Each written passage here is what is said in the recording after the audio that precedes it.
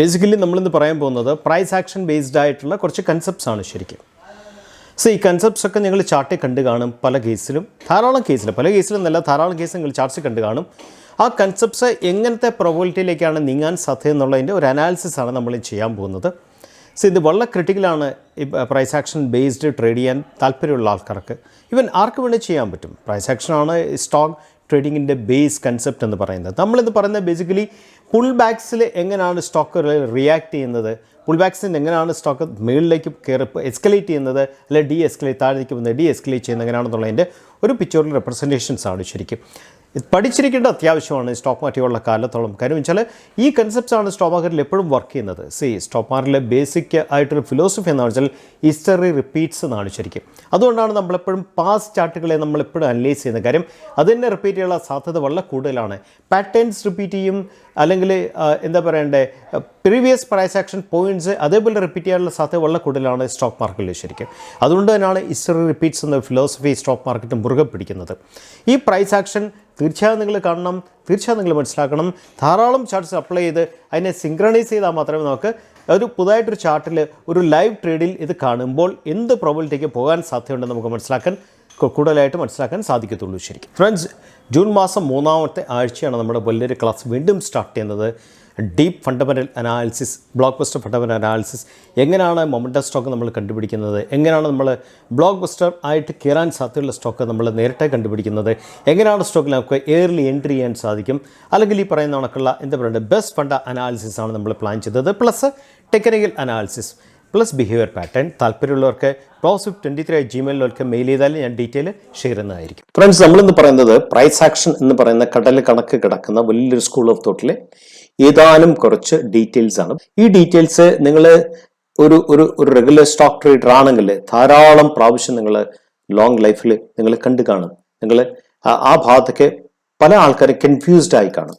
ആ കൺഫ്യൂഷനെ മാറ്റാനായിട്ടാണ് ഞാൻ ഈ ഒരു കൊച്ചു വീഡിയോ ചെയ്യുന്നത് ശരിക്കും. നിങ്ങൾ എപ്പോഴും ശ്രദ്ധിക്കണം, എപ്പോഴും അപ് ട്രെൻഡ് ആയിട്ടുള്ള സ്റ്റോക്കുകളിൽ എപ്പോഴും ട്രെൻഡ് മാനേജ്മെന്റ് ക്യാൻഡിൽസ് കമ്പൽസറി ആയിട്ട് കണ്ടിരിക്കണം. എന്താണ് ട്രെൻഡ് മാനേജ്മെന്റ് ക്യാൻഡിൽ? നോക്കൂ, സ്ട്രോങ് ക്യാൻഡിൽ അല്ലേ, 1, 2, 3, 4 ഇതെല്ലാം സ്ട്രോങ് ക്യാൻഡിൽസ് ആണ്. എല്ലാം ഈ ക്യാൻഡിലൊക്കെ 20% ആണ്, 10% ആണ്, 5% ആണ്. ഇങ്ങനെ സ്ട്രോങ് ക്യാൻഡിൽ എന്ന് പറയുന്ന ഒരു അതിന്റെ ഒക്കറൻസ് ആണ് നമ്മൾ ഈ കാണുന്നത് മുഴുവൻ ശരിക്കും.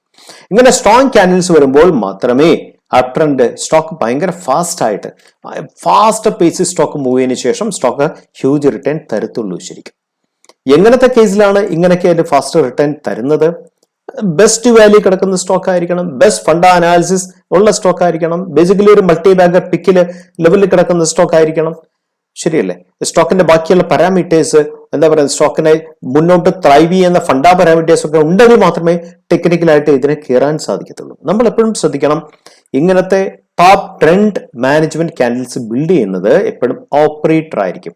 നമ്മളെ കണക്കുള്ള സാധാരണ റീറ്റെയിലേഴ്സിന് ഇത്രയും ഇത് കോടിക്കണക്കിന് സ്റ്റോക്സ് ആണ്, ലക്ഷക്കണക്കിന് കോടിക്കണക്കിന് സ്റ്റോക്സ് ആണ് ഈ ഡെവലപ്പ് ചെയ്തിരിക്കുന്നത്. അപ്പൊ നമ്മളെപ്പോഴും ശ്രദ്ധിക്കേണ്ടത്, ഇങ്ങനത്തെ സ്റ്റോക്ക് ആർക്കാണ് ഡെവലപ്പ് ചെയ്യാൻ സാധിക്കുക? എപ്പോഴും ഇങ്ങനത്തെ സ്റ്റോക്ക് മേടിക്കാനും വിൽക്കാനും സാധിക്കുന്നത് ബേസിക്കലി ഓപ്പറേറ്ററിന് മാത്രമായിരിക്കും, റീറ്റെയിലിനല്ല. അപ്പൊ എപ്പോഴും ഒരു ട്രെൻഡ് മാനേജ്മെന്റ് ക്യാൻഡിൽസിന്റെ അപ്പിയറൻസ് കമ്പൽസറി ആയിട്ട് ഒരു മുകളിലേക്കുള്ള ഇതാണെങ്കിൽ കാണണം. താഴത്തേക്ക് പോകുന്ന സ്റ്റോക്കിന് ഓപ്പോസിറ്റ് ആയിട്ട് ബെയറിഷ് ട്രെൻഡ് മാനേജ്മെന്റ് ക്യാൻഡിൽസ് ആണ് സാധാരണ കണ്ടുവരുന്നത് ശരിക്കും. രണ്ടാമത്തെ കാര്യം, നമ്മൾ എപ്പോഴും ശ്രദ്ധിക്കണം, ടൈമും ട്രെൻഡ് സൈക്കിൾസ് തമ്മിൽ വലിയൊരു ബന്ധമുണ്ട് സ്റ്റോക്ക് മാർക്കറ്റിൽ. ഇപ്പം നല്ലൊരു റിസൾട്ട് വന്നു, നമ്മൾ റിസൾട്ടിനെ അനലൈസ് ചെയ്തു, നമ്മൾ ഡീപ്പായിട്ട് അനലൈസ് ചെയ്തു, ഏർണിങ്സ് കോൾ കേട്ടു, ഏർണിംഗ് വിസിബിലിറ്റി മനസ്സിലാക്കി, സ്റ്റോക്ക് ബെസ്റ്റ് വാല്യൂ സോണിലാണെങ്കിൽ അവിടുന്ന് ഫാസ്റ്റ് ആയിട്ട് സ്റ്റോക്ക് കയറാനുള്ള സാധ്യത എപ്പോഴും കൂടുതലാണ്. ഫാസ്റ്റ് ആയിട്ട് ഒന്ന് കയറിയതിനു ശേഷം സ്റ്റോക്ക് ഒന്ന് ഇരിക്കും, ഒരു സ്ലോ മൊമെന്റത്തിലേക്ക് മാറും ശരിക്കും. എത്ര ദിവസം അല്ലെ എത്ര നാൾ സ്ലോ മൊമെന്റത്തിൽ മാറും എന്നുള്ളത് നമുക്ക് വേറെ കുറെ ഫാക്ടേഴ്സ് അനലൈസ് ചെയ്താൽ മാത്രമേ നമുക്ക് പറയാൻ സാധിക്കത്തുള്ളൂ. അതിനുശേഷം ഒരു ക്ലൈമാക്സിലേക്ക്, അടുത്ത ഘട്ടത്തിൽ സ്റ്റോക്ക് കയറും. ബേസിക്കലി ഒരു ക്ലൈമാക്സിലേക്ക് ആയിരിക്കും സാധാരണ കയറുന്നത് ശരിക്കും. ഈ സ്റ്റോക്ക് നോക്കി, ഇത് യുഫ്ലെക്സിന്റെ പഴയ ഒരു ചാർട്ടാണ്. ഇത് അറ്റ്ലീസ്റ്റ് ഒരു ക്ലോസ് ടു 8 മാസം 10 മാസം മുമ്പിലത്തെ ചാർട്ടാണ്. ഫസ്റ്റ് ട്രെൻഡ് കയറിയിരിക്കുന്നത് നോക്ക്. ഈ സമയത്ത് എന്താ പറയണ്ടേ, സ്റ്റോക്ക് വാല്യൂവിൽ നിന്നും ഒരു വലിയൊരു എക്സ്പ്ലോഷനിലേക്ക് നീങ്ങുന്ന ഒരു ടൈമാണ് ഫസ്റ്റ് സോൺ. അതിനുശേഷം സ്റ്റോക്ക് എന്തിരുന്നു, അതിനുശേഷം ക്ലൈമാക്സിലേക്ക് പോയി ശരിക്കും. സോ 1 എന്ന് പറയുന്നത് ഹ്യൂജ് ആയിട്ടുള്ള എസ്കലേഷൻ ആണ്, 2 എന്ന് പറയുന്നത് കൺസോളിഡേഷൻ ആണ്, 3 എന്ന് പറയുന്നത് എന്താ സംഭവിക്കുന്നത്, ഹ്യൂജ് ആയിട്ടുള്ള വീണ്ടും എസ്കലേഷൻ സംഭവിച്ചു. ഈ ഭാഗത്തൊക്കെ ധാരാളം സ്റ്റോക്ക് വാങ്ങിയ ഓപ്പറേറ്റേഴ്സും ഈ ഭാഗത്തൊക്കെ മേടിച്ച ഓപ്പറേറ്റേഴ്സും ഉണ്ട്. ഇതൊക്കെ ബേസിക്കലി അക്യുമുലേഷൻ സോണായിട്ട് കണക്കൂട്ടക്കാരും സ്റ്റോക്ക് ബ്രേക്കൗട്ട് കൊടുത്ത് മേളിൽ പോയോണ്ട് വെച്ചു. അതിനുശേഷം ഒരൊറ്റ കയറ്റം കയറ്റി പല ആൾക്കാർ ഈ ഭാഗത്ത് സ്റ്റോക്ക് സാധാരണ നമ്മൾ എപ്പോഴും ശ്രദ്ധിക്കണം, ഓപ്പറേറ്റർ എപ്പോഴും സ്റ്റോക്കിൽ നിന്ന് ഇറങ്ങുന്നത് സാധാരണ ഗ്രീൻ ക്യാൻഡിൽസിലായിരിക്കും. ശരിക്കും റെഡ് ക്യാൻഡിലാണെന്നുള്ള റെഡ് ക്യാൻഡിലല്ല, ഗ്രീൻ ക്യാൻഡിൽസ് ആണ് ഓപ്പറേറ്റർ സാധാരണഗതിയിൽ സ്റ്റോക്കിൽ നിന്നും ഇറങ്ങുന്നത് ശരിക്കും. കാര്യം ആ സമയത്തോടു കൂടി ഓപ്പറേറ്റർ എന്ന് പറയുന്ന ആ ഒരു ഗ്രൂപ്പ് ധാരാളം പൈസ ഒരു പ്രോഫിറ്റ് ബുക്ക് ചെയ്ത് കഴിയും ശരിക്കും. ഇതാണ് ടൈം ആൻഡ് റിട്രേസ്മെന്റ് ലെവൽ എന്ന് പറയുന്നത്. സ്റ്റോക്ക് 0-ൽ നിന്നും 100 വരെ പോയി എന്ന് വെക്കുക. അപ്പൊ അതിനെ 3 ഡിവൈഡ് ചെയ്യണം. 1, 2, 3 ഡിവൈഡ് ചെയ്താൽ ഫസ്റ്റ് സോണിൽ നിന്നാണ് റിട്രേസ്മെന്റ് കഴിഞ്ഞ് തിരിച്ചു കയറുന്നതെങ്കിൽ അത് ഓൾറെഡി ക്രിയേറ്റ് ചെയ്ത ഹൈയെ കട്ട് ചെയ്ത് പോകാനുള്ള സാധ്യത വളരെ കൂടുതലാണ്. അല്ല, സെക്കൻഡ് സോണിൽ നിന്നും, ഇത് ഫസ്റ്റ് 33.3 ആണ്, ഇത് സെക്കൻഡ് 33.3 ആണ്, അവിടെ നിന്നാണ് തിരിച്ചു കയറുന്നെങ്കിൽ ഈ ഫസ്റ്റ് റെഡ് തിരിഞ്ഞ ലെവല് ഒരു റെസിസ്റ്റൻസ് ആയിട്ട് ആക്ട് ചെയ്യാനുള്ള സാധ്യത വളരെ കൂടുതലാണ്. അതിനുശേഷം പ്രീവിയസ് ആയിട്ടുള്ള ഹൈ റെസിസ്റ്റൻസ് ആയിട്ട് ആക്ട് ചെയ്യാനുള്ള സാധ്യത വളരെ കൂടുതലാണ്. ഇനി അതുമല്ല, നേരെ ഏറ്റവും ബോട്ടത്തിൽ വന്നിട്ടാണ് തിരിയുന്നെങ്കിലോ ഈ തിരിഞ്ഞ ഏരിയ അതാണ് ഫസ്റ്റ് റെസിസ്റ്റൻസ്, ഈ ഏരിയ എന്ന് പറയുന്നത് സെക്കൻഡ് ആണ്, ഈ ഏരിയ എന്ന് പറയുന്നത് തേർഡ് ആണ് ശരിക്കും. സാധാരണഗതിയിൽ ഈ ലെവലിൽ നിന്നും ഈ ലെവലിൽ എത്തുമ്പോഴത്തേക്കും ലോസ് ഓഫ് മൊമെന്റം സംഭവിക്കാനുള്ള സാധ്യത വളരെ കൂടുതലാണ് ശരിക്കും. ലോസ് ഓഫ് മൊമെന്റത്തിന് ശേഷം തിരിച്ചു കയറുന്നതിന് ഒന്ന് മൊമെന്റം ബിൽഡപ്പ് ചെയ്യണം, 2 ധാരാളം സമയം എടുക്കും ശരി തിരിച്ചു കയറാനായിട്ട്. സാധാരണഗതിയിൽ അതിനുള്ള സാധ്യതകൾ സാധാരണഗതിയിൽ കുറവാണ്. പിന്നെ വളരെ അൺഎക്സ്പെക്ടഡ് ആയിട്ട് ഒരു ബെസ്റ്റ് റിസൾട്ട് ഒക്കെ കൊടുത്തു, അത് ക്ലാസ് റിസൾട്ട് ആണ്. അവിടെ എന്താ പറയുക, സ്ട്രോങ് ഏണിംഗ് വിസിബിലിറ്റി ഒക്കെ ഉണ്ടെങ്കിൽ സാധ്യത അവിടെ വീണ്ടും ജനിക്കുന്നുണ്ട് തിരിച്ചു കയറാനായിട്ട് ശരിക്കും. Time and retracement or sell എന്നുള്ളതിന്റെ ഒരു എക്സാമ്പിൾ ആണ്. സ്റ്റോക്ക് എസ്കലേറ്റ് ചെയ്തു, പുൾ ബാക്ക് വന്നു, എസ്കലേറ്റ് ചെയ്തു, പുൾ ബാക്ക് വന്നു, എസ്കലേറ്റ് ചെയ്തു, പുൾ ബാക്ക് വന്നു. പുൾ ബാക്കിന്റെ ആ first level first swing low cut ചെയ്ത് താഴെ പോവാണെങ്കിൽ അത് പുൾ ബാക്ക് അല്ല, നമുക്ക് സെല്ലായിട്ട് കൺസിഡർ ചെയ്യാം. എപ്പോഴും ശ്രദ്ധിക്കേണ്ട കാര്യം, ഇവിടെ ഫിബൊനാച്ചി റിട്രേസ്മെന്റ് വളരെ ക്രിട്ടിക്കലാണ്. ബേസിക്കലി പുൾ ബാക്കിൽ ഏറ്റവും കൂടുതൽ യൂസ് ചെയ്യേണ്ട ഒരു കാര്യമാണ് ഫിബൊനാച്ചി. സാധാരണ പുൾ ബാക്ക് റിട്രേസ്മെന്റിൽ ഒരു 0.236-ലും 0.38-ലും അല്ലെങ്കിൽ 0.5 വരെയൊക്കെ നമുക്ക് ഫിബൊനാച്ചി റിട്രേസ്മെന്റ് നമുക്ക് കൊടുക്കാൻ പറ്റും. 0.5-ന് താഴെ പോയാൽ ഈവൻ 0.618 പോലും സപ്പോർട്ട് കൊടുക്കും. പക്ഷേ 0.5 മുതൽ 0.618 വരാൻ നേരത്ത് ലോസ് ഓഫ് മൊമെന്റം സ്റ്റാർട്ട് ചെയ്യും കൂടുതലായിട്ട്. അവിടുന്ന് വീണ്ടും താഴെ പോകുകയാണെങ്കിൽ ഹ്യൂജ് ലോസ് ഓഫ് മൊമെന്റം ആണ് സംഭവിക്കുന്നത്. പിന്നെ തിരിച്ചു കയറാനുള്ള സാധ്യത എന്താ പറയണ്ടേ, കമ്പാരിറ്റീവ്ലി കുറവാണ് ശരിക്കും. അതിന്റെ പിക്ചറിൽ റെപ്രസെന്റേഷൻ ആണ് സ്റ്റോക്ക് കയറി ഏറ്റവും ടോപ്പിലെത്തിയതിനു ശേഷം സ്റ്റോക്ക് 0.618-ലെ സപ്പോർട്ട് എക്സ്പെക്ട് ചെയ്തു, കൊടുക്കാൻ സാധിച്ചില്ല. 8 മാസം മുമ്പിലത്തെ ചാർട്ടിനാണ് സ്റ്റോക്ക് നേരെ താഴത്തേക്ക് പോയി, വീണ്ടും താഴത്തേക്ക് പോയി. ലോസ് ഓഫ് മൊമെന്റത്തിന്റെ സ്ട്രെങ്ത്തിനെ കാണിക്കുന്നത് ശരിക്കും. ഇത് ഞാനിവിടെ വോളിയം കാണിച്ചില്ലെന്നേ ഉള്ളൂ, നിങ്ങൾ വോളിയമായിട്ട് ചേർന്ന് കമ്പയർ ചെയ്യുമ്പോഴാണ് കറക്റ്റ് ആയിട്ട് ഇതിന്റെ ഇന്റർപ്രിട്ടേഷൻ നിങ്ങൾക്ക് മനസ്സിലാവുന്നത് ശരിക്കും. Time taken, number of candles in pull back and it's power. ഇതാണ് വളരെ ക്രിട്ടിക്കൽ വേറൊരു കാര്യം. ഇവിടെ നിങ്ങൾ നോക്കുക, സിമ്പിൾ ആയിട്ട് നോക്കുക. സ്റ്റോക്ക് ഈ ലെവലിൽ നിന്നും താഴത്തേക്ക് വന്നു, 8 ക്യാൻഡിൽ താഴെ വന്നു ശരിക്കും. അതിനുശേഷം പുൾ ബാക്ക് ക്യാൻഡിൽ 2 ക്യാൻഡിലേ ഉണ്ടായിരുന്നുള്ളൂ. ജസ്റ്റ് 2 ക്യാൻഡിൽസിലെ ഒന്ന് പുൾ ബാക്ക് കണ്ടിച്ച് വീണ്ടും താഴത്തേക്ക് പോയി ശരിക്കും. ഈ ലെവലിൽ നിന്നും ഈ ലെവൽ വരെ 37 റെഡ് ക്യാൻഡിൽസ് ആണ് ഉള്ളത്. അതിൻ്റെ അകത്ത് വെറും 8 ഗ്രീൻ ക്യാൻഡിലേ ഉള്ളൂ. ഈ ലെവലിൽ നിന്ന് വരുമ്പോൾ ജസ്റ്റ് 1 ക്യാൻഡിൽ പുൾ ബാക്ക്, തിരിച്ച് ഒറ്റ ക്യാൻഡിൽ പുൾ ബാക്ക്, തിരിച്ച് വീണ്ടും ഒറ്റ ക്യാൻഡിൽ പുൾ ബാക്ക്, വീണ്ടും ഒറ്റ ക്യാൻഡിൽ പുൾ ബാക്ക്, വീണ്ടും ജസ്റ്റ് 2 ക്യാൻഡിൽ പുൾ ബാക്ക്, ഒറ്റ ക്യാൻഡിൽ പുൾ ബാക്ക്. അതിന്റെ അർത്ഥം എന്താണ്? ഹ്യൂജ് റൗണ്ടഡ് മൊമെന്റത്തിനെയാണ് കാണിക്കുന്നത്. That means number of red candles are huge. ധാരാളം വലിയ ക്യാൻഡിൽസ് വരുന്നുണ്ട്, നമ്പർ ഓഫ് ക്യാൻഡിൽസ് കൂടുതലാണ്.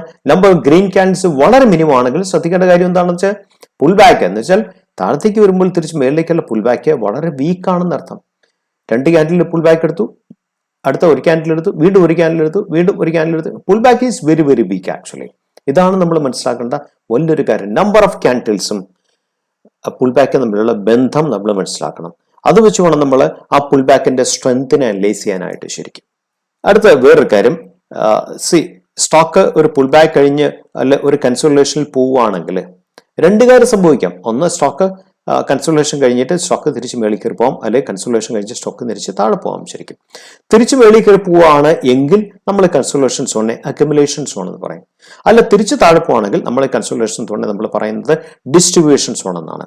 അപ്പോൾ ഇവിടെ എന്താ സംഭവിച്ചത്? സ്റ്റോക്ക് ഒരു കൺസോളിഡേഷൻ വന്നതിന് ശേഷം സ്റ്റോക്ക് ഒരു ബ്രേക്ക് ഔട്ട് കൊടുത്തു. ആൻഡ് ബ്രേക്ക് ഔട്ട് ക്യാൻഡലിന്റെ വോളിയം നോക്കുക, സ്ട്രോങ് വോളിയമാണ്. പക്ഷെ അതിനു മുമ്പ് തന്നെ സ്റ്റോക്ക് മുകളിലേക്ക് പോകാൻ സാധ്യതയുണ്ട്, പ്രോബബിലിറ്റി ഉണ്ടെന്ന് കാണിക്കുന്ന രണ്ട് ഘടകങ്ങളുണ്ട്. ആദ്യത്തെ ഘടകം എന്താണെന്ന് വെച്ചാൽ ഈ ലെവലിന് ശേഷം സ്റ്റോക്ക് തിരിച്ച് സപ്പോർട്ടിലേക്ക് വന്നിട്ടില്ല. ഈ ലെവലിലും വന്നില്ല, ഈ ലെവലിലും വന്നില്ല. രണ്ടാമത്തെ കാര്യം, ഈ ലെവലിന് ശേഷം സ്റ്റോക്ക് ഈ ലെവലിൽ നിന്നും ഒരു ഹയർ ലോ ക്രിയേറ്റ് ചെയ്തു. ശരിക്കും അവിടുന്ന് വീണ്ടും ഹയർ ലോ ക്രിയേറ്റ് ചെയ്തു. വീണ്ടും ഹയർ ലോ ക്രിയേറ്റ് ചെയ്തിട്ടാണ് സ്റ്റോക്ക് അവിടുന്ന് നേരെ ബ്രേക്ക് ഔട്ട് കൊടുത്തത്. മൂന്നാമത്തെ കാര്യം, സാധാരണ യൂണിവേഴ്സൽ ലോ ഓഫ് ട്രേഡിംഗ് എന്ന് പറയുന്നത് 3 പ്രാവശ്യത്തിൽ കൂടുതൽ റെസിസ്റ്റൻസ് ഹിറ്റ് ചെയ്യുവാണെങ്കിൽ ബ്രേക്ക് ഔട്ട് കൊടുക്കാനുള്ള സാധ്യത വളരെ കൂടുതലാണ്. പ്രാവശ്യം ഹിറ്റ് ചെയ്തു, വീണ്ടും ഹിറ്റ് ചെയ്തു, വീണ്ടും ഹിറ്റ് ചെയ്തു, വീണ്ടും ഹിറ്റ് ചെയ്തു, വീണ്ടും ഹിറ്റ് ചെയ്തു. അപ്പം ഹിറ്റ് ചെയ്യും തോറും റെസിസ്റ്റൻസ് എന്ന് പറയുന്ന ഈ ഒരു വാള് കൂടുതൽ കൂടുതൽ വീക്ക് ആയിക്കൊണ്ടിരിക്കും. അങ്ങനെ വീക്ക് ആകുമ്പോൾ എന്താ സംഭവിക്കുന്നത്? കൊടുക്കുന്ന ബ്രേക്ക് ഔട്ടിന്റെ പവർ കൂടുതലായിരിക്കും. ശരിക്കും 2 പ്രാവശ്യം ഹിറ്റ് ചെയ്തുള്ള പവർ ആയിരിക്കത്തില്ല, 5 പ്രാവശ്യം ഹിറ്റ് ചെയ്ത് പോകുന്ന പവർ തമ്മിൽ വ്യത്യാസമുണ്ട്. നമ്മൾ പവറിനെ അനലൈസ് ചെയ്യുന്നത് ഇങ്ങനെയുള്ള കൊച്ചു കൊച്ചു അതേസമയം വാലിഡ് ആയിട്ടുള്ള പോയിന്റ്സ് വെച്ചാണ് നമ്മൾ എന്തുമാത്രം കയറി പോകാനുള്ള പവർ ഉണ്ടെന്ന് നമ്മൾ മനസ്സിലാക്കുന്നത്. ഒറ്റ ക്യാൻഡിൽ ബ്രേക്ക് ഔട്ട് കൊടുത്തു, ഒറ്റ ക്യാൻഡിൽ പുൾ ബാക്ക് കഴിഞ്ഞു. നേരത്തെ ചാർട്ട് ഞാൻ കാണിച്ചു അല്ലെ, minimum candles of pull back. Minimum candles pull back കാണിക്കുന്നത് ഓൺ ഗോയിങ് ആയിട്ടുള്ള ട്രെൻഡ് സ്ട്രോങ് ആണെന്നാണ് കാണിക്കുന്നത്. അവിടെ നിന്ന് ഒറ്റ കയറ്റം കയറ്റി. ശരിക്കും വോളിയം കൂടെ നമ്മൾ അനലൈസ് ചെയ്താൽ മാത്രം നമുക്ക് കറക്റ്റ് ആയിട്ട് പറയാൻ സാധിക്കത്തുള്ളൂ.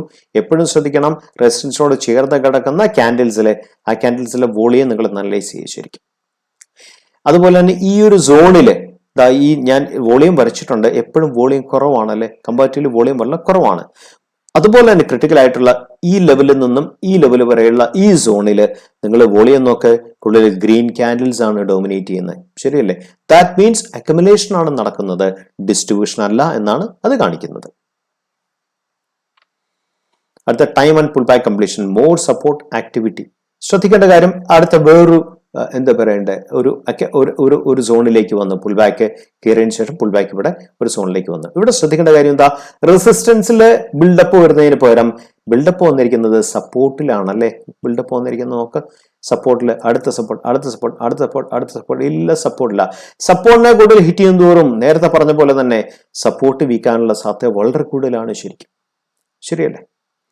നോക്ക്, നിങ്ങൾ ആ ലെവല് നിങ്ങൾ നോക്ക്, ഈ ലെവല് മുതൽ ഈ ക്യാൻഡിൽ മുതൽ ഈ ലെവൽ വരെയുള്ള നോക്കാൻ നേരത്തെ റെഡ് ക്യാൻഡിൽ ആണ് ഡോമിനേറ്റ് ചെയ്യുന്നത്. ദാറ്റ് മീൻസ് ഡിസ്ട്രിബ്യൂഷൻ ആണ് നടന്നിരിക്കുന്നത്. ശരിക്കും അപ്പൊ അക്യുമുലേഷൻ ഡിസ്ട്രിബ്യൂഷൻ നമ്മളെ വ്യത്യാസം നമ്മൾ മനസ്സിലാക്കണം. അത് എങ്ങോട്ടുള്ള പ്രോബബിലിറ്റി ആണ് കൂടുതലായിട്ട് സക്സസ് റേറ്റിലേക്ക് കാണിക്കുന്നത് മനസ്സിലാക്കണം. അങ്ങനെ മനസ്സിലാക്കി വേണം നമ്മൾ നമ്മുടെ ട്രേഡിനെ നമ്മൾ ഡിഫൈൻ ചെയ്യാനായിട്ട്, പൊസിഷൻ ചെയ്യാനായിട്ട്. അടുത്ത പോയിന്റ്, ക്വാളിറ്റി ഓഫ് പുൾ ബാക്കിന് വലിയൊരു ഫാക്ടറാണ്. പുൾ ബാക്കിന്റെ ക്വാളിറ്റി സ്റ്റോക്കിന്റെ അനാലിസിസ് വലിയൊരു ഫാക്ടറാണ്. നിങ്ങൾ ഇവിടെ നോക്കൂ, ശരിക്കും ഈ ഒരു സോണിൽ എന്താ സംഭവിക്കുന്നത്? സ്റ്റോക്ക് ഒരു റേഞ്ച് ബിൽഡപ്പ് ചെയ്തിട്ട് സ്റ്റോക്ക് ഒരു ബ്രേക്ക് ഔട്ട് കൊടുത്തു, ഒറ്റ ക്യാൻഡിൽ പുൾ ബാക്ക് കഴിഞ്ഞു. അതിന്റെ അർത്ഥം എന്താ? On going momentum is very powerful. അതിനുശേഷം സ്ട്രോങ് ആയിട്ട് പോയിട്ട് ജസ്റ്റ് 3 ക്യാൻഡിൽ പുൾ ബാക്ക് കഴിഞ്ഞു. 3 ക്യാൻഡിൽ പുൾ ബാക്ക് കഴിയുന്ന വെച്ചാൽ അതിന്റെ അർത്ഥം എന്താ? On going momentum is so powerful. അതിനുശേഷമാണ് ഒറ്റ കയറ്റം കയറിയത്. ശരിക്കും പുൾ ബാക്കിൽ എപ്പോഴും വോളിയം കുറവായിരിക്കണം. ശരിക്കും ഈ 3 ക്യാൻഡിൽ നിങ്ങൾ നോക്കൂ, ഫസ്റ്റ് ക്യാൻഡിൽ വോളിയം ഉണ്ട്, അടുത്ത ക്യാൻഡിൽ വോളിയം ഇല്ല. അടുത്ത ക്യാൻഡിൽ കാണിച്ചിരിക്കുന്നത് ഫസ്റ്റ് ക്യാൻഡിലേക്കാളും വലിയ ക്യാൻഡിലാണ്. അത് ക്യാൻഡിൽ ക്ലോസ് ചെയ്യുന്നത് ടുവേഴ്സ് ദി ലോ ആണ് ക്ലോസ് ചെയ്തിരിക്കുന്നത്. പക്ഷേ വോളിയത്തിൽ ഡൈവേർജൻസ് വന്നു. Divergence between candle and price candle and volume. അതിന്റെ അടുത്ത ക്യാൻഡിൽ കാണിച്ചിരിക്കുന്നത് അതിനേക്കാളും വോളിയം കുറവാണ്. ദാറ്റ് മീൻസ് 3 പുൾ ബാക്കിൽ വോളിയം വളരെ വീക്കായി. ശരിക്കും ആദ്യത്തിൽ പിന്നെയും വോളിയം ഉണ്ട്, പിന്നെ വീക്കായി, വീണ്ടും വീക്കായി. അതിനുശേഷമാണ് സ്റ്റോക്ക് ഒറ്റ കയറ്റം കിട്ടിയത്. ഇവിടെയാണ് നമ്മൾ പുൾ ബാക്കിന്റെ ക്വാളിറ്റി അനാലിസിസ് നമ്മൾ നടത്തുന്നത്. ശരിക്കും ഇങ്ങനെയാണ് നമ്മൾ ക്വാളിറ്റി അനാലിസിസ് നമ്മൾ നടത്തുന്നത്. ഇതുപോലെ ധാരാളം ഹോംവർക്സ് നിങ്ങൾ ചെയ്ത് തറവാക്കണം.